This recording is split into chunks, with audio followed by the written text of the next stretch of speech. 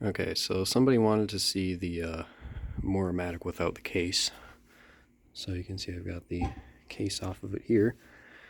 And here's what this machine looks like on the inside, and this one's actually pretty interesting. Quite different from just, a regular Chamberlain. So, for one, this is actually a pretty compact motor head. All the gears are on the top of the machine. I'll show you those a little bit later, but basically you can see we've got big starting capacitor down there. There's your motor, there's your limit assembly, your main logic board, and then down there is the RPM board. So yeah, so pretty much really there's not actually as much to these machines as you'd think. So I have no clue, absolutely no clue what this is or what this piece does. You can see it's got two little springs there, and I don't know, it almost seems like, I don't know, it's got little possibly rubber pieces on there that are around the motor shaft. It's possible this might be to like stop the motor from coasting, possibly, or I don't think this would be to act for some sort of bearing. I'm not really actually sure what that's for. Maybe some kind of brake or whatever, I don't know, but I don't notice it move when I run it. So you can see turn my light on, maybe you can see a little better. You can see that wheel down in there is the RPM sensor. This does have an RPM sensor. And let me actually turn the machine around a little bit. You can maybe see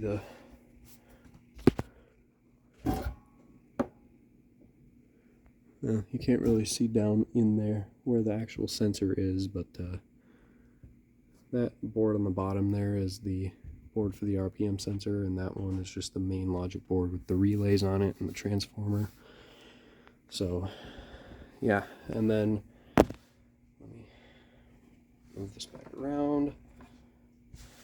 And the way the force is adjusted is through this little thing here. There's a little dial here that runs to, looks like that runs to the main logic board, which I guess it would because that other board just reads the RPMs.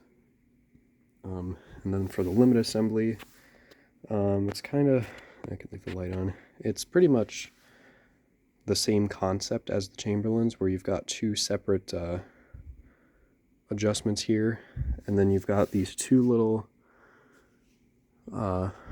you can see how that one is making contact there with that. So there's a little wire on this traveler, and then it makes contact with the limit, and that's essentially how it stops. And the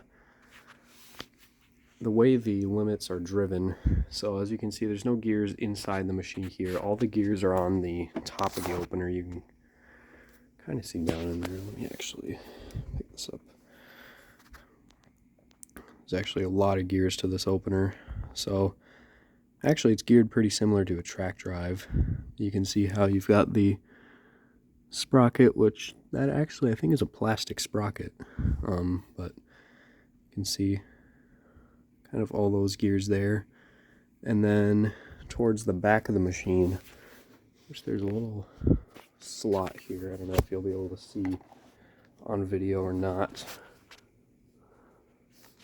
Back in, I want to grab this in the wrong spot and shock myself. There you go. That right there is the limit gear in the back there. So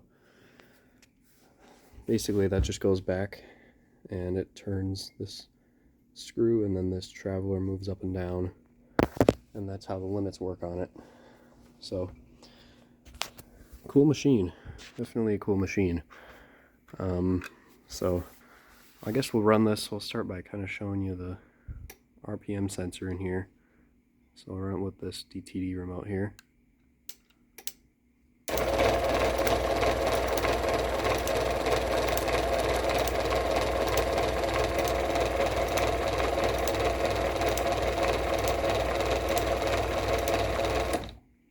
So yeah, that is pretty cool.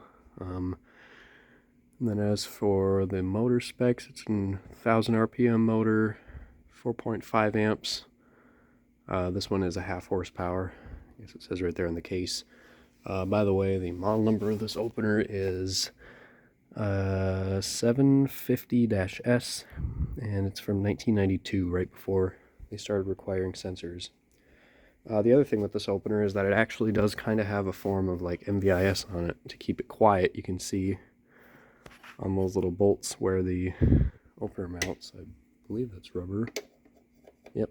So they do have rubber on the motor bolts, which is why this thing is quiet. Actually, why don't we compare the noise level on this to the noise level on the 85-870.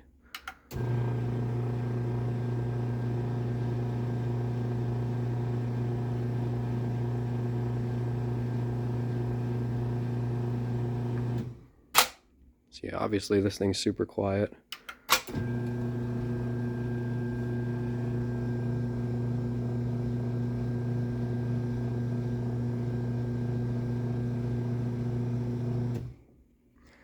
And then we'll run the Moore-O-Matic and you'll listen to that, and also show you the limit assembly as well.